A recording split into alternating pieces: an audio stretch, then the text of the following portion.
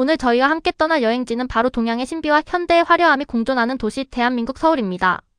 저희 가족에게 이번 서울 여행은 단순한 관광을 넘어 5,000년 역사의 깊이를 느끼고 현대 한국의 역동적인 에너지를 온몸으로 체험하는 소중한 배움의 여정이 될 것입니다. 이제 저희와 함께 설렘 가득한 서울의 첫 페이지를 열어보실까요? 서울 여행의 첫 번째 목적지는 바로 서울의 심장부이자 수천 년 역사의 숨결이 고스란히 살아 숨쉬는 광화문 광장입니다. 이곳은 단순한 광장이 아니라 과거와 현재가 공존하는 한국의 상징적인 장소라는 느낌을 강하게 받았습니다. 광장 한가운데서 저희는 인자한 미소로 광장을 굽어 살피고 계신 거대한 황금빛 동상을 발견했습니다.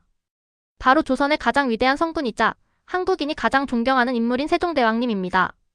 대왕님은 세계에서 가장 과학적이고 배우기 쉬운 문자인 한글을 창제하셨을 뿐만 아니라 백성들의 삶을 더 풍요롭게 만들기 위해 과학과 예술, 국방 등 모든 분야에서 한국의 황금기를 이끄신 분이죠. 한국 돈 만원권 지폐의 주인공이기도 하셔서 아이들과 함께 지폐를 꺼내 동상과 직접 비교해보며 역사 속 인물을 현실에서 마주하는 특별한 경험을 했습니다. 대왕님 뒤편에 마련된 지하 전시관 세종 이야기에서는 그분의 따뜻한 애민 정신과 수많은 업적을 더 깊이 있게 배울 수 있어 아이들에게 정말 뜻깊은 시간이었습니다.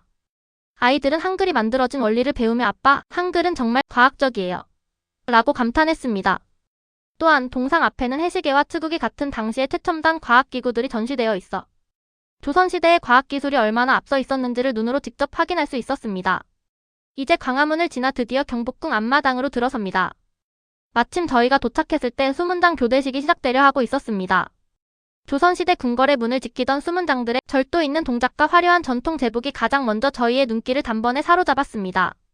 붉은색과 푸른색의 강렬한 색채 대비는 한국 전통미의 정수를 시각적으로 극대화해 주었고 공기를 가르는 우렁찬 북소리는 마치 저희를 수백 년 전 과거로 이끄는 장엄한 신호탄처럼 들렸습니다. 아이들은 늠름하게 서 있는 수문장 장군들의 기계에 압도된 듯 숨을 죽이고 그 자리에 그대로 멈춰 섰습니다. 엄격한 굴레 절차와 품격 있는 몸짓 하나하나에서 조선 왕실의 서늘한 위엄과 기품이 고스란히 느껴졌습니다. 특히 햇빛에 반사되어 번쩍이는 창끝과 바람에 펄럭이는 우색 깃발은 영상에 담기에 더할 나위 없이 멋진 모습이었습니다.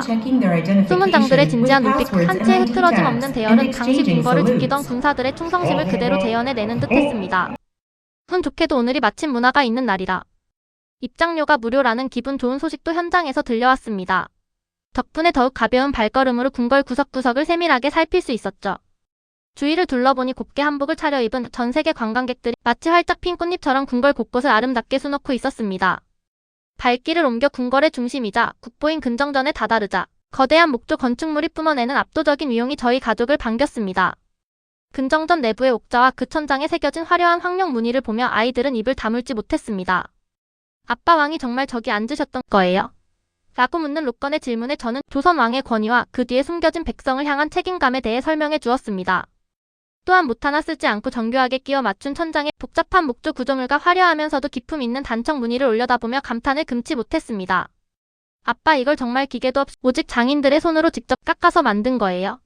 라며 놀라워하는 아이들의 맑은 눈동자에는 선조들의 지혜에 대한 깊은 경외심이 가득 서려 있었습니다. 사실 경복궁은 과거 일본의 잔인한 침략으로 한때 처참하게 불타 없어졌다가 다시 눈물로 재건된 아픈 역사를 깊숙이 품고 있는 장소입니다. 하지만 오늘 저희가 마주한 경복궁은 그 어떤 상처의 흔적도 보이지 않을 만큼 찬란하고 평화로운 모습으로 저희를 따뜻하게 품어주었습니다. 웅장한 경복궁의 뒤편으로 발길을 옮기면 또 다른 의미의 역사가 저희를 기다리고 있습니다. 바로 1970년대와 80년대 한국의 정겨운 마을 풍경을 그대로 재현해 놓은 추억의 거리입니다. 이곳에 들어서는 순간 저희 부부는 묘한 향수에 젖어들었습니다. 아이들은 가장 먼저 빛바랜 포스터가 붙은 옛날식 비디오 게임기 앞에 멈춰 섰습니다. 지금의 화려한 그래픽은 없지만 단순한 효과음만으로 아이들을 설레게 했던 그 시절의 낭만이 그곳에 있었습니다. 그 옆으로는 낡은 책들이 가득한 만화방과 알록달록한 장난감들이 가득한 문구점이 자리 잡고 있었는데 연탄 가게 앞에 쌓인 검은 연탄들을 보며 겨울철 한국인들의 난방 문화를 설명해 주는 것도 잊지 않았습니다. 커다란 나무 바퀴가 힘차게 돌아가는 물레 방아와 집집마다 소중한 식량을 갈아주던 연자 방아를 보며 아이들의 눈은 호기심으로 반짝였습니다. 소가 며칠 동안 저 무거운 돌을 계속 돌려야 했다고요? 정말 힘들었겠어요. 오래된 이발소의 낡은 의자, 동네 사람들의 사랑방이었을 목욕탕, 그리고 알록달록한 사탕들이 가득했을 담배 가게들을 하나하나 둘러보며 한국 사람들이 겪어온 파란만장한 현대사를 몸소 체험해 보았습니다. 발길을 더 안쪽으로 옮겨 국립민속박물관의 상징과도 같은 거대한 5층 탑을 향해 걸었습니다. 박물관 내부 제1전시실 한국인의 하루에서는 선조들이 아침에 일어나 잠들 때까지 어떤 도구를 사용하고 어떤 음식을 먹었는지 아주 세밀하게 전시되어 있었습니다. 이어지는 관례와 혼례 전시에서는 화려한 전통 혼례 의상과 정교하게 수놓아진 꽃신들을 보며 한국의 전통 미학이 얼마나 섬세하고 우아한지 다시 한번 느낄 수 있었습니다. 또한 선비들이 공부하던 박물관 이전 시실에서는 한국의 사계절과 그에 따른 농경 문화, 그리고 한국인의 식탁에서 절대로 빠질 수 없는 영혼의 음식, 김치에 대한 전시가 아주 흥미진진하게 펼쳐져 있었습니다. 특히 배추를 소금에 절이고 갖은 양념에 버무려 겨울 내내 보관해 먹는 김장 문화를 보며 저희 부부는 무릎을 쳤습니다. 이게 바로 우리가 좋아하는 한국 식당 김치의 비밀이었구나 하고 말이죠. 겨울철 깊은 눈 위를 걷기 위해 신었던 설피와 짚을 촘촘히 엮어 만든 비오신 도롱이, 그리고 나무를 깎아 만든 정교한 농기구 등 자연환경에 적응하며 살아온 선조들의 지혜가 담긴 물건들은 보면 볼수록 경이로웠습니다. 13분이라는 영상시간이 결코 길게 느껴지지 않을 정도로 박물관의 모든 전시는 저희 가족의 오감을 자극하며 깊은 영감을 선사해 주었습니다. 과거와 현재가 공존하는 맛과 멋의 골목 여행. 인사동으로 향합니다. 서울은 세계적인 대도시답게 대중교통 시스템이 정말 경이로울 정도로 잘 구축되어 있더군요. 핑크색 순환 버스에 몸을 실었습니다. 인사동 거리는 그야말로 한국의 전통미와 현대적인 감각이 절묘하게 어우러진 기념품과 맛집의 천국이었습니다. 인사동 거리의 초입에서 가장 먼저 저희를 반겨준 것은 코끝을 간지럽히는 달콤하고 고소한 향기였습니다. 저희는 한국의 대표적인 전통 디저트 중 하나인 약과를 먼저 맛보기로 했습니다. 밀가루에 꿀과 참기름을 넣어 정성껏 튀겨낸 약과는 겉은 바삭하면서도 속은 쫀득한 그야말로 마법 같은 식감을 선사했습니다. 약과의 섬세한 꽃무늬 하나하나에 담긴 정성을 보며 한 조각의 약과가 주는 큰 행복은 여행의 시작을 더욱 달콤하게 만들어 주었습니다. 이어서 마주한 꿀탈의 퍼포먼스는 그야말로 하나의 예술 작품이자 마술 그 자체였습니다. 숙련된 장인의 손길에 따라 딱딱한 꿀 덩어리가 순식간에 수천 가닥의 실로 변하는 과정은 눈을 뗄 수 없을 만큼 경이로웠습니다. 장인분이 2가닥이 4가닥이 되고 4가닥이 8가닥이 됩니다. 라고 리드미컬하게 설명하며 꿀을 늘릴 때마다 구경하던 관광객들 사이에서는 탄성이 터져 나왔습니다. 마침내 16,384가닥의 가느 다란 꿀실이 완성되었을 때 아이들은 그것이 정말 먹을 수 있는 음식인지 의심스러울 정도로 신기해했습니다. 아이들은 그 부드러운 꿀실 안에 고소한 견과류와 초콜릿 가루를 듬뿍 넣어 말아준 꿀타래를 조심스럽게 한 입 베어 물더니 아빠, 이거 세상에서 제일 부드러운 솜사탕 같아요. 라고 외치며 환하게 웃었습니다. 장인의 정성과 수천 년을 이어온 기술이 깃든 꿀타래 한 조각은 저희에게 잊지 못할 달콤한 전설 같은 추억을 선물했습니다. 인사동의 매력은 큰 길뿐만 아니라 미로처럼 얽혀있는 좁은 골목길 안에도 숨어 있었습니다.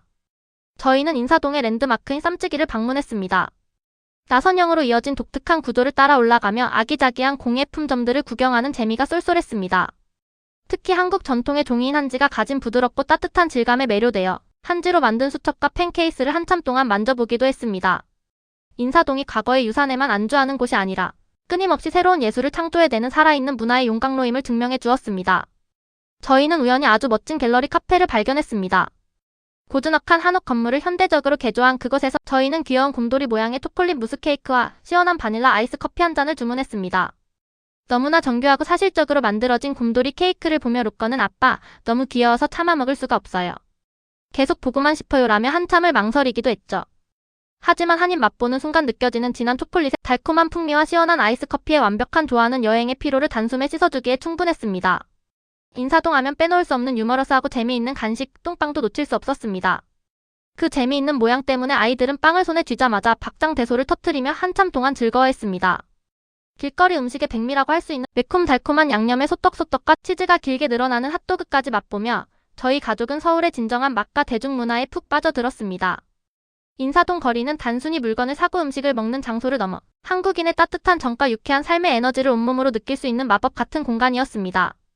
저희는 이곳에서 산 작은 부채와 정교한 수제 책갈피를 소중히 가방에 넣으며 인사동은 저희에게 한국 여행의 진정한 즐거움을 일깨워준 소중한 선물이었습니다. 오늘 인사동에서 보낸 시간은 저희 가족에게 단순한 관광 이상의 한국의 마음을 나누는 소중한 경험이었습니다. 여러분 감사합니다.